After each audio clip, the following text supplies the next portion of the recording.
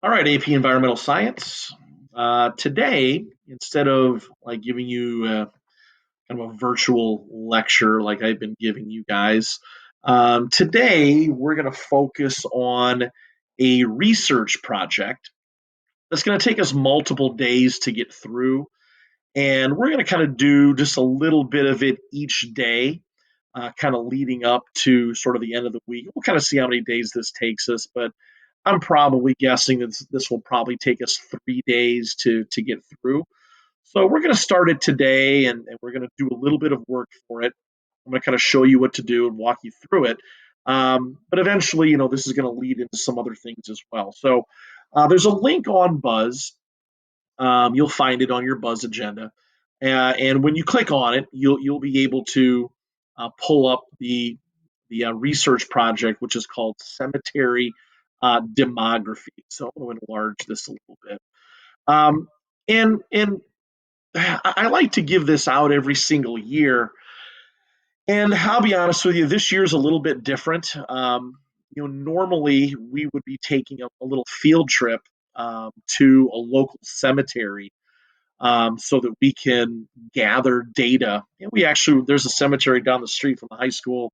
It's about a mile away. We actually just take the morning and we walk over there and we walk around the cemetery and look at headstones and we gather data, birth dates and death dates and how old the person was when they died. And it's kind of an interesting little research project because you get to kind of look around at the different gravestones and kind of think, like how this individual may have died. Maybe they died in the Civil War, or maybe they died in World War II. Maybe there's an infant that died, and it's just kind of an interesting study of, I think, our local history.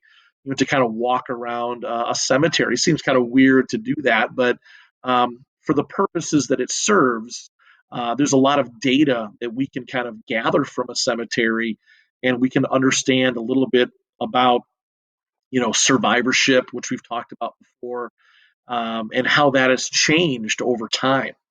So, just kind of paraphrasing and summarizing, I guess, some of these paragraphs here. This first paragraph just kind of deals with what demography is. Demography is the study of human populations. We're about to kind of embark on a little mini unit that deals just with humans.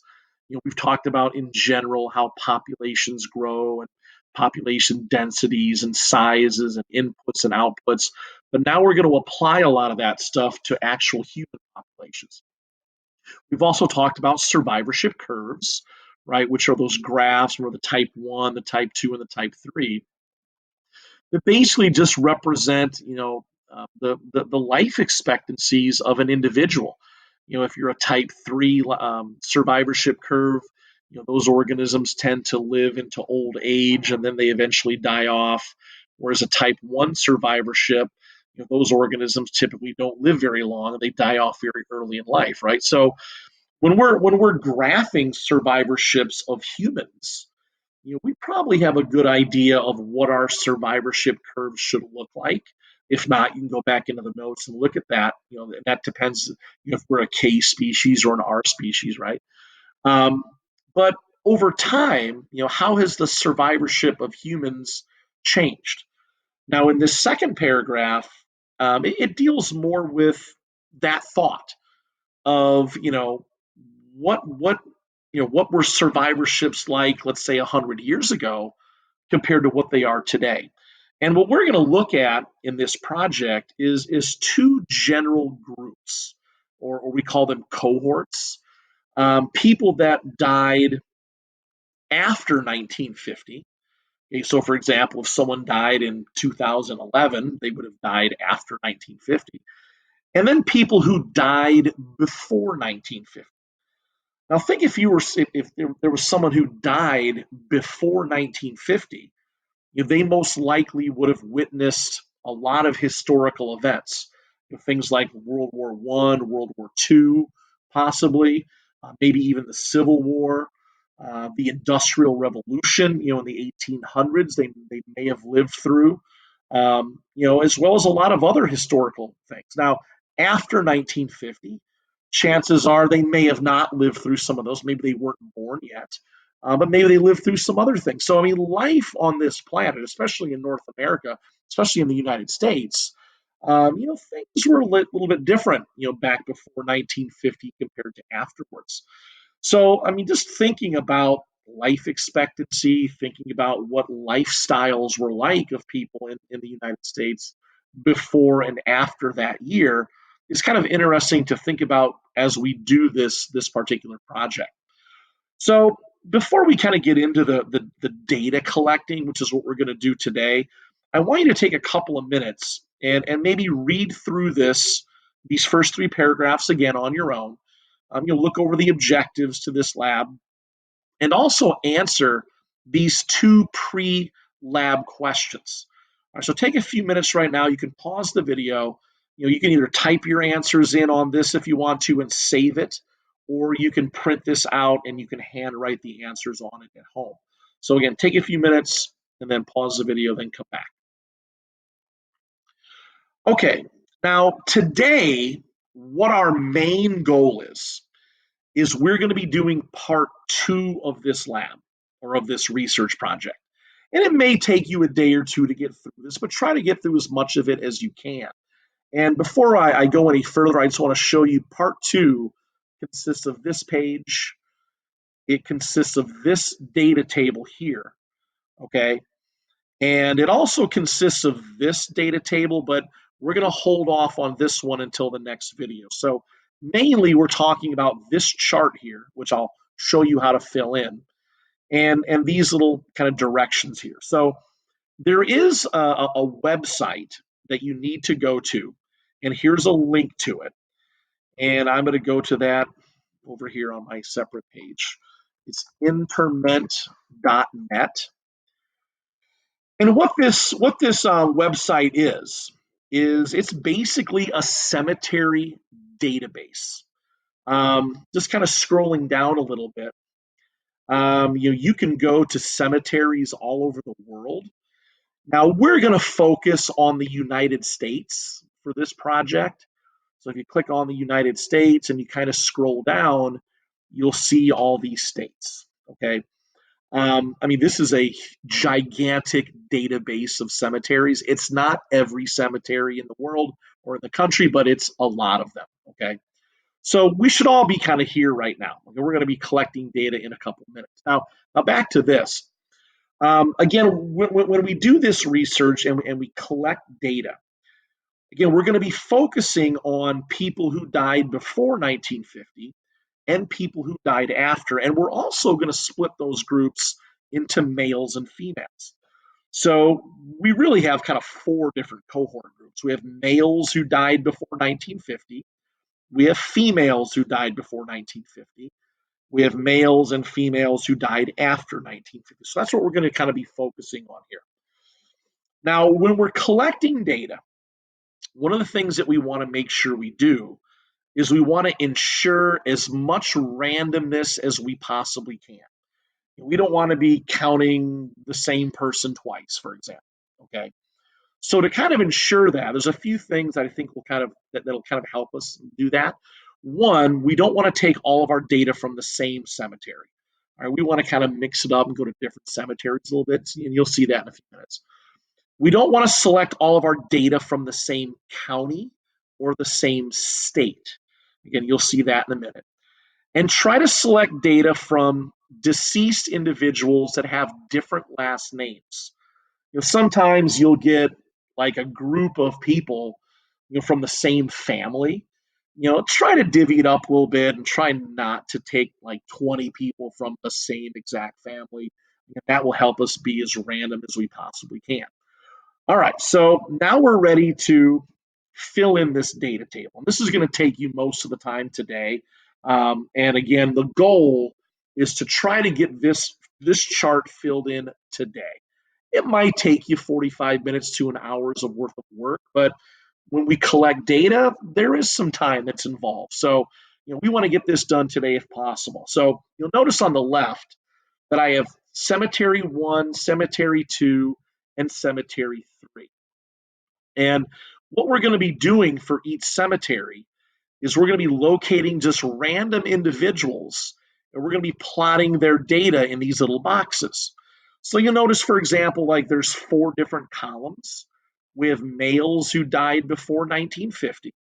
So we want to find 5 males in cemetery number 1, just random people who are males who died before 1950. Again, we're going to fill their data in here. Same thing with females who died before 1950. Then we have males who died after and females who died after. So let's go ahead and jump right into the cemeteries. I don't know. I'm going to pick a random um, state. I don't know. I'm going to pick North Carolina. You can pick any one you want. Now you'll notice here you've got all these counties. I don't know any counties in North Carolina, but here's a bunch of them. I'm just going to pick Polk County.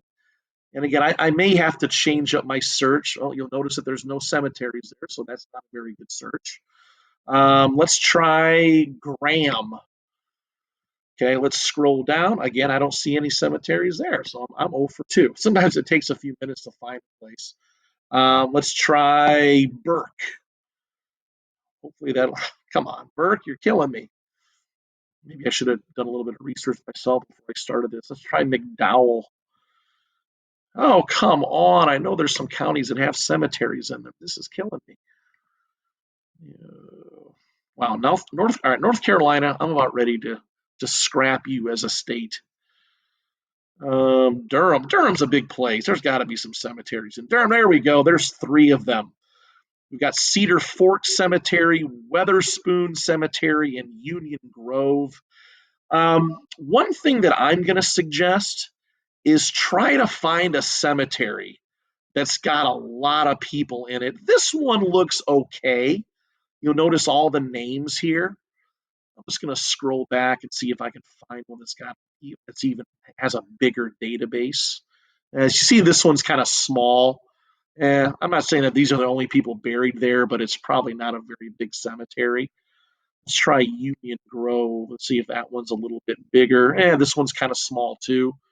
So, I'm going to go ahead and just go to Cedar Forks.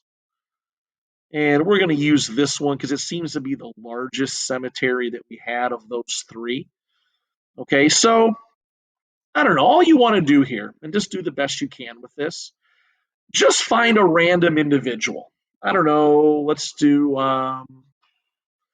here we go. How about Carlton Churchill? Carlton Churchill. So Carlton says was born in 1931 and died in 1934. So obviously only a 3-year-old. Okay. So when we go back to this thing, this was a male who died before 1950. So we're just going to either write this in or type it in. I would suggest, printing this out and writing it. It'll probably be easier. So 1931 was the birth year. 1934 was the death year. Obviously, age 3, right, was the age of this individual. Okay. So we got 1. Okay. I can see this might take a few minutes to get through all this. So now we find somebody else. I don't know. Let's scroll down a little bit here. Here we go. Let's try this one. How about Warren Harris? Warren Harris was born in 1924 and died in 1999. So this would be a male who died after 1950, right? So it was 1924,